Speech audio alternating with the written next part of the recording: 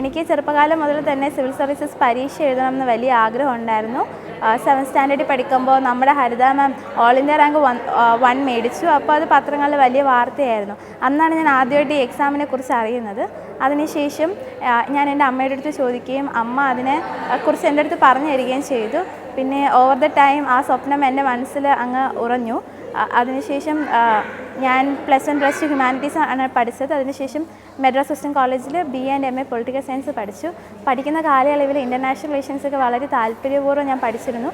അപ്പം അവിടെ നിന്ന് ഉണ്ടായിട്ടുള്ളൊരു ക്യൂരിയോസിറ്റി, ഫാസിനേഷനാണ് ഡിപ്ലോമസി എന്നൊക്കെ പറയുന്നത്. അങ്ങനെയാണ് ഞാൻ ഇന്ത്യൻ ഫോറിൻ സർവീസ് എൻ്റെ സ്വപ്നമാക്കി മാറ്റുന്നത്. അതിനുശേഷം മെയ് 2024 ഞാൻ പോസ്റ്റ് ഗ്രാജുവേഷൻ കഴിഞ്ഞ് നാട്ടിലോട്ട് തിരിച്ച് വന്നിട്ട് ഫോർച്യൂൺ അക്കാഡമിയിൽ ജോയിൻ ചെയ്യുമായിരുന്നു. അപ്പം ഓൾമോസ്റ്റ് 2 years ആയി ഇപ്പം പ്രിപ്പറേഷനിൽ ആയിട്ട്. അപ്പോൾ ഫസ്റ്റ് അറ്റംപ്റ്റിൽ തന്നെ എനിക്ക് ഇങ്ങനെയൊരു വലിയൊരു റാങ്ക് കിട്ടിയതിൽ ഒത്തിരിയധികം സന്തോഷവും അതിനേക്കാൾ ഉപരി എനിക്ക് ദൈവത്തോടും അമ്മ മാതാവിനോടും ഒത്തിരിയധികം നന്ദിയുണ്ട്.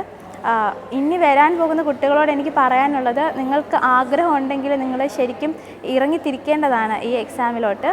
ഒത്തിരിയധികം കഠിനാധ്വാനവും അശ്രാന്തമായിട്ടുള്ള പരിശ്രമം ഇതിന് വേണം. കൺസിസ്റ്റൻസി ഈസ് ദി കീ എന്ന് പറയുന്നത് ഈ പരീക്ഷയ്ക്കും അത് തന്നെയാണ് വൺ ഓഫ് ദി കീസ് എന്ന് പറയുന്നത്. അപ്പം ആഗ്രഹം ഉണ്ടെങ്കിൽ ഇറങ്ങിത്തിരിക്കുക.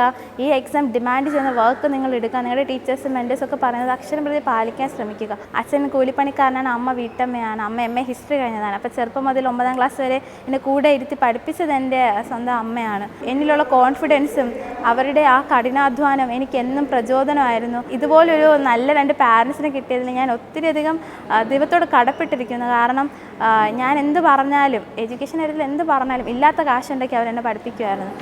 നമ്മൾ എപ്പോഴും അവളെ കൂടെ ഉണ്ടായിരുന്നു. അവൾ പ്രാർത്ഥനയുടെ കാര്യമായിരുന്നാലും പഠിത്തത്തിൻ്റെ കാര്യമായിരുന്നാലും എപ്പോഴും നമ്മൾ അവളെ ചേർത്ത് പിടിച്ചിരുന്നു.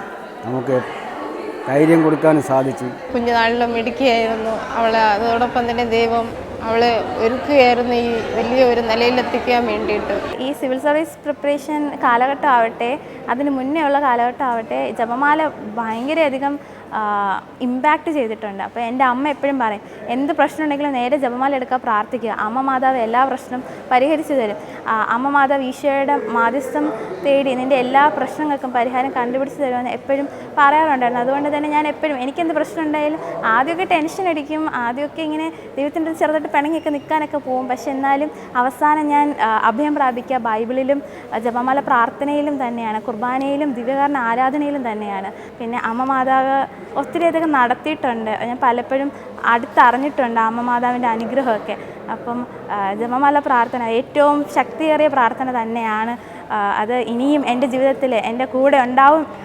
അത് ഞാൻ ഉറപ്പ് വരുത്തും. എന്ത് പ്രശ്നം ഉണ്ടായാലും ഇതുവരെ ഞാൻ അമ്മയുടെ അടുത്ത് ഓടിപ്പോയതുപോലെ ഇനി ഞാൻ അമ്മയുടെ അടുത്ത് തന്നെ ഓടിപ്പോകും. കാരണം അമ്മയും ഈശോ അല്ലാണ്ട് വേറെ ജീവിതത്തിൽ ഇല്ല ഇനി. ഇന്ത്യൻ ഫോറിൻ സർവീസ് എന്ന് പറയുന്നത് നമ്മുടെ രാജ്യത്തെ വേരിയസ് ഇൻ്റർനാഷണൽ പ്ലാറ്റ്ഫോംസിലേക്ക്, യുണൈറ്റഡ് നേഷൻസിലേക്ക് റെപ്രസെൻറ്റ് ചെയ്യാനുള്ള ഒരു അവസരം ഒരുക്കി തരുന്നു.